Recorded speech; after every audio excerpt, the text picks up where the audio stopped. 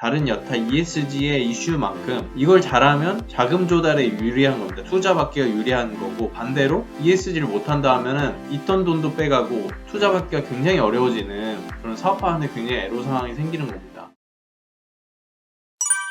안녕하십니까? 성준호의 생활 ESG입니다. 오늘은요, EU 소셜 텍소노미, 방위산업은 반 ESG인가? 라는 기사를 소개드리도록 하겠습니다. 바로 들어가 보시죠. 네, 방산산업이 친 ESG인지 반 ESG인지를 두고 한바탕 논쟁이 벌어졌다고 합니다. 일단 개략적으로 상황을 좀 보시면요. 한스 크리스토퍼 아츠포딘이라는 독일의 방산업체, 군수물자 이런 것들을 만드는 곳이죠. 방위산업체, 방산업체 BDSB의 CEO가 28일 블룸버그 통신의 방위산업을 ESG 텍소노미가 규정하는 사회적 지속 가능성에 긍정적으로 기여하는 사업으로 인정해달라고 촉구했습니다. 그러니까 쉽게 얘기해서 ESG 텍소노미에 대해서 아마 많이들 들어보셨을 거예요. 정확히 얘기해서는 지금 현재 환경에 대한 그린 텍소노미가 나와 있죠. 녹색 분류 체계. 무엇이 녹색이고 무엇이 녹색이 아닌가를 정의하고 규정하는 그런 분류 체계입니다. 그런데 이제 소셜 텍소노미가 나왔습니다. 작년 7월 달에 초안이 나왔는데요. 그래서 이 소셜 텍소노미는 그린 텍소노미처럼 무엇이 소셜인가? 소셜은 우리 ESG에서 뭐 인권이라든지 다양한 사회적 이슈를 다루고 있죠. 그러니까 거기에 긍정적인 영향을 임팩트를 주는가? 긍정적으로 기여하는가? 이거를 두고 방산업체 대표가 우리 이것도 긍정적으로 기여하는 것으로 인정해달라 이렇게 얘기를 한 겁니다.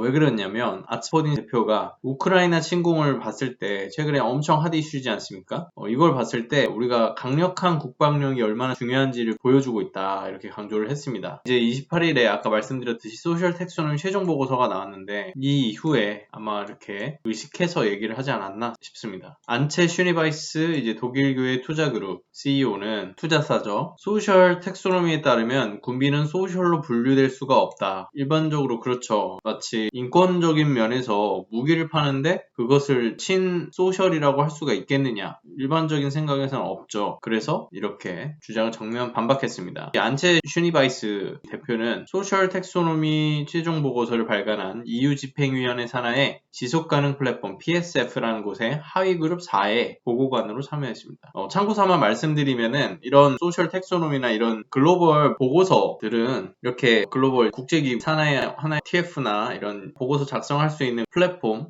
등이 만들어지는데요. 거기에 하위 그룹들이, 전문가 그룹들이 이렇게 나눠집니다. 여기는 4개인데, 그래서 하위 그룹 1, 하위 그룹 2, 하위 그룹 3, 4, 이런 식으로 해서 보고서가 여러 번에 걸쳐서 나옵니다. 처음에 초안이 나오면 당연히 보완해야 될 점들이 많겠죠. 그래서 이 하위 그룹들이 여기에 대해서 추가적으로 검토하고 내용을 더하고 하는 방식으로 여러 번에 걸쳐서 보고서가 나옵니다. 기후 쪽에서는 우리가 잘 알고 있는 IPCC 보고서, 6차 보고서도 그런 식으로 나오고 있죠. 지금 IPCC 보고서는 하위 그룹 이제 3개로 나눠져 있는데 올해 2번째 것까지 나오고 3번째 보고서를 남겨놓고 있습니다. 그래서 먼저 이제 방위산업이 친 ESG 그 소셜이다라고 주장하는 이유는 아까 우크라이나 그 예를 들면서 사회적으로 전쟁이 가장 큰 재난 아니겠습니까? 그런 것을 막는다는 하나의 주장을 근거로 대고 있습니다. 보시면 이제 방위산업계가 군비를 ESG 자산을 인정하라는 주장을 펴고 있습니다. 특히나 러시아의 우크라이나 침공을 놓고 국방력이 사회의 지속 가능성에 상당한 영향력을 미친다는 점을 강조했죠. 아까 앞서서 말씀드렸던 이 아츠포딘 대표가 그렇게 얘기했습니다.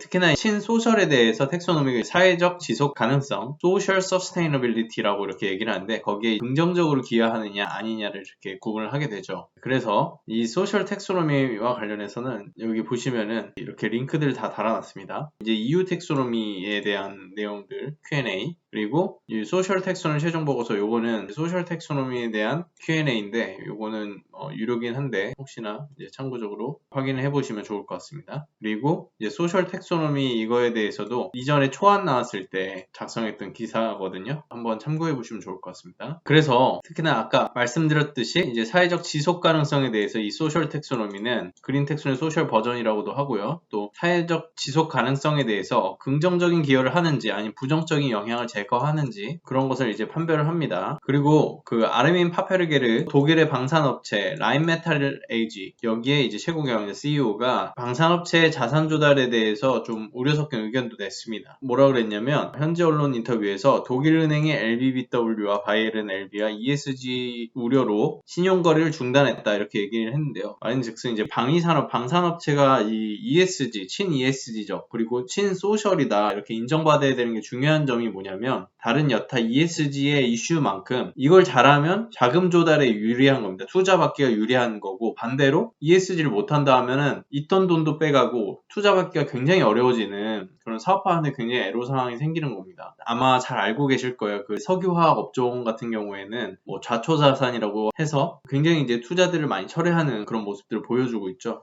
약간 비슷한 맥락으로 이해하시면 될 것 같습니다. 그런데 이제 EU 쪽에서도 나름 이제 방산업체 의견 수용하는 듯한 그런 목소리도 있었는데요. EU 집행위가 그 정책 보고서를 계속 내는데 그 중에서 지속가능 금융에 대한 이니셔티브들이 유럽 방위산업이 금융과 투자에 쉽게 접근하도록 자금 조달을 잘 할 수 있도록 EU가 노력하고 있는데 거기에 대해서 이 지속가능 금융에 대한 이니셔티브들이 다행히 있는데 이것도 똑같이 노력을 해야 된다. 그렇게 얘기를 하고 있습니다. 그리고 이제 EU가 4억 6천만 유로 군비 원종 우크라이나 해서 무기를 전달한 바 있죠. 그리고 독일 총리도 우크라이나 침공 발생 이후 국방비를 대폭 증액하겠다고 이렇게 발표를 했고 또 거의 한 133조 6,670억 원가량의 특별 방위금을 마련을 해가지고 국방 예산을 GDP의 2%를 넘기겠다 이렇게 약속한 바가 있습니다. 그러니까 진짜 우크라이나 침공으로 우리가 새로운 시대에 들어섰다. 그러니까 어쨌든 굉장히 좀 지각 변동이 있는 상황입니다. 그런 상황 속에서 어찌 보면 방위산업, 국방에 대한 중요도가 올라가니까 관심도 커지고 방위산업들이 우리 사회에 유지하는 데 있어서 방위산업이 얼마나 중요한지 봤으니까 소셜로 인정해라 이렇게 주장을 하는 겁니다. 그리고 반대로 방위산업은 ESG가 아니다. 반 ESG적이다. 군비는 소셜로 인정받을 근거가 없다.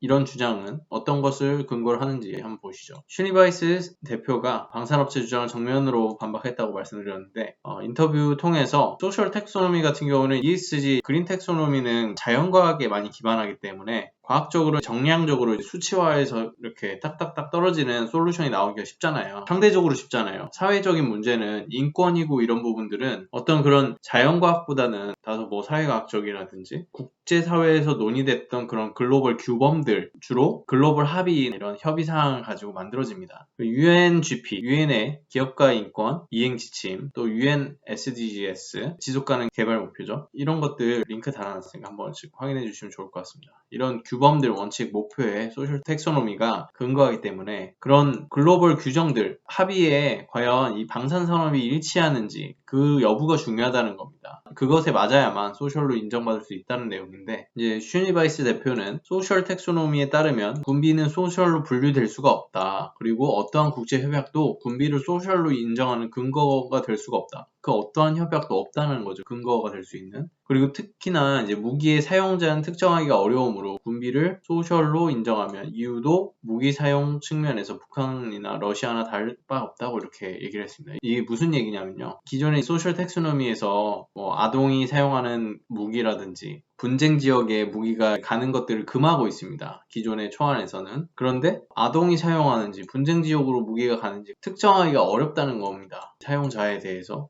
무기가 돌고 돌기도 하기 때문에요. 그래서 이걸 소셜로 인정하면은 또 EU가 북한이나 러시아가 어찌 보면 사회 정의를 실현하기 위해서 인권을 보호하기 위해서 그 무기를 사용한다 이런 논리에 동참하게 되는 거다 이렇게 분석을 하고 있습니다. 안체 슈니바이스 대표는 소셜 텍소노미 군비와 관련된 제한 규정 강화하겠다고 말했습니다. 이게 방금 제가 말씀드렸던 부분이죠. 소년병이 쉽게 사용할 수 있거나 분쟁 지역에 수출될 가능성이 높은 군비에 대한 투자는 사람이 통제할 수 없는 자동화 살상 무기를 개발하는 것만큼이나 사회적으로 유의할 수 있다. 굉장히 나쁘다. 이게 무슨 말이냐면요. 자동으로 방어하고 이제 공격하는 것처럼 사람 통제력을 많이 벗어나는 경우에 위험도가 많이 올라가겠죠. 그런 것만큼이나 이제 해롭기 때문에 소셜하지 않다라고 하는 거고요. 또 슈니바이스 EU가 해당 정의가 규정하는 규제가 명확성이 떨어진다. 그러니까 어쨌든 사회적으로 유의할 수 있다라든지 지금 이 소셜 텍소노미는 어떤 게 사회적으로 유해한가 아닌가를 또 분석을 하기 때문에요. 좀 명확성이 아무래도 떨어지는 부분이 있기 때문에 도대체 어떤 무기는 그런가 특히나 금지무기에 대해서도 세부적이고 명확한 규정을 이제 준비를 하고 있다 하는 것이고요. 또한 이렇게 강하게 나오는 이유는 시장에 방위산업 요거는 친소셜이 아니다 라는 명확한 메시지를 전달하기 위해서 이렇게 금지무기라든지 굉장히 정밀한 정의가 필요하겠다 이렇게 생각을 했다고 합니다. 그러니까 정밀한 정의라는 거는 규제가 좀 더 빡빡해지고 엄격해진다는 얘기겠죠. 그래서 어쨌든 슈니바이스 대표가 EU 소셜 텍소노미의 보고서를 작성한 그런 보고관이기 때문에 당연히 영향력이 있겠죠. 그렇지만은 결국 이제 최종적으로 EU 집행위원회가 하이그룹이 이렇게 하는 권고에 대해서는 반드시 따를 필요는 없습니다. 검토하는 것인데 그렇기 때문에 소셜 텍소노미가 앞으로 보다 더 규정화되고 이제 법제화되는 그런 과정을 거치게 될 텐데 그런 추이를 좀 더 지켜봐야 될 것 같습니다. 오늘 이 기사는 굉장히 상징적인 부분이 있었는데요. 특히나 이제 방위 산업으로 시작해서 다양한 산업들이 어찌 보면 사회적 영역에서 여러 가지 이슈, 문제에 엮여 있습니다. 이런 산업들이 결국에 이제 소셜 텍소노미가 강력한 규제로 자리 잡게 되면은